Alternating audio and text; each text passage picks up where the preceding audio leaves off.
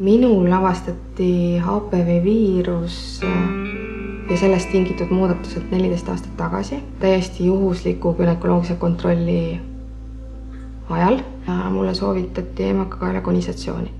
Teatud osa, kuunusekujuline osa emakakaelast eemaldatakse. Eks ma nutsin ühe peatäie Toomemäelt alla tulles.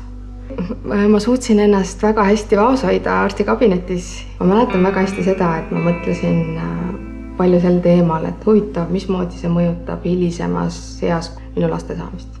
Ma leian, et on lubamatu, et noored naised surevad täna sellisesse haigusesse, mille tegelik ennetamine on võimalik. Vaktsineerimine on üks viis ennetada emakakaela vähki ja teisi viise seal ei ole.